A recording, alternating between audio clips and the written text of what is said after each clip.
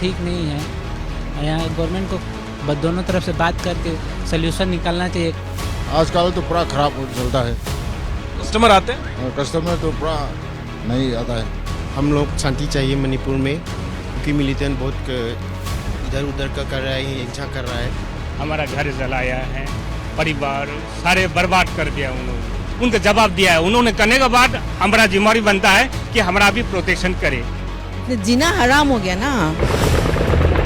32 लाख की आबादी वाले मणिपुर में इस वक्त हालात कैसे हैं? जातीय हिंसा की आग में झुलस रहे मणिपुर में अब जिंदगी कहां खड़ी है? संगीनों के साए के बीच लोगों का दिन कैसे कटता है? हिंसा को कंट्रोल करने के लिए सिस्टम के सामने क्या क्या चुनौतियां हैं? दुकानों पर ताले कब तक लगे रहेंगे? 2 वक्त की रोटी का इंतजाम कैसे हो रहा है? यही सब जानने के लिए एबीपी न्यूज की टीम राजधानी इम्फाल पहुंचे। कर्फ्यू के साए में इम्फाल सांस लेता है, लेकिन जो शाम किसी वक्त गुलजार होती थी, जो चहलकदमी दिखती थी, वो गायब है। फजाओं में अजीब सी दहशत है। करीब 2 महीने से मणिपुर जातीय संघर्ष और हिंसा की चपेट में है और इसकी वजह से यहाँ का जनजीवन पूरी तरीके से ठप पड़ा हुआ है। सड़कों पर थोड़ी चहल पहल दिन में जरूर दिखती है, लेकिन बाजार बंद हैं, तमाम व्यावसायिक प्रतिष्ठान और सरकारी दफ्तर लगभग बंद पड़े हुए हैं। बीते 2 महीने में मणिपुर ने बहुत कुछ झेला है। घरों को उजड़ते हुए देखा है, इलाकों को मरघट बनते देखा है, इंसानों को इंसानों से लड़ते हुए देखा है।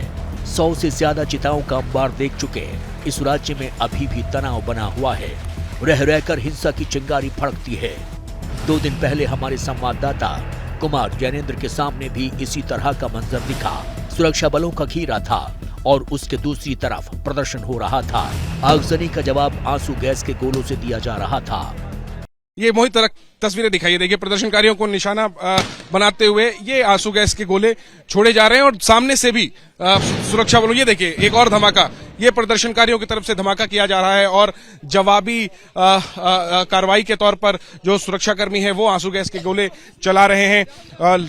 2 समुदायों का टकराव देखने को मिल रहा है बीते तकरीबन 2 महीने से, जिसमें 100 से ज्यादा लोगों की जान जा चुकी है।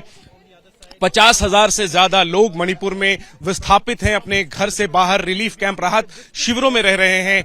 हालात बेकाबू हैं और ये देखिए सुदूर इलाकों की और अंदरूनी इलाकों की बात क्या करें जब राजधानी की ये तस्वीर है। ये सही है कि मणिपुर अब पहले के मुकाबले शांत है, लेकिन संघर्ष और झड़पों की खबरें अब भी कुछ इलाकों से सामने आती हैं। रात दहशत के साए में बीतती है, मगर जब दिन होता है तो उम्मीद बंधती है। लोगों को लगता है कि अब काफी वक्त हो गया, अब हालात बदलने चाहिए, शांति समझौता होना चाहिए, क्योंकि इसका असर कारोबार पर, रोजी रोटी पर पड़ रहा है।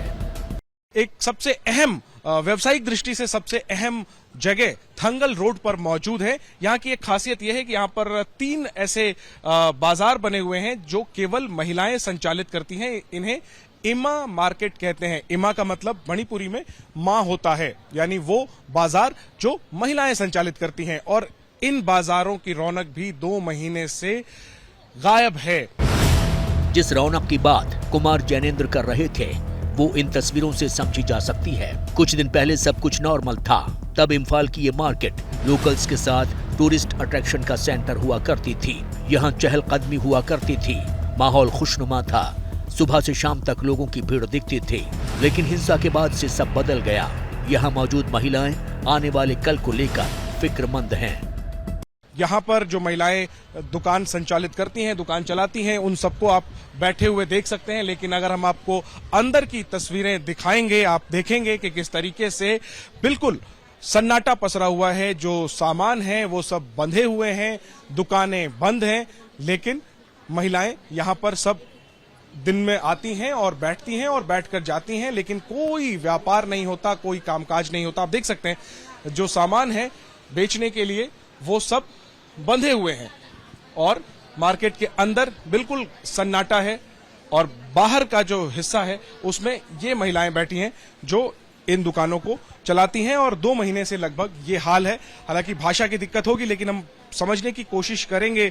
मैडम, क्या कोई बिजनेस 2 महीने से हो पाया है? खंगदे कुछ नहीं।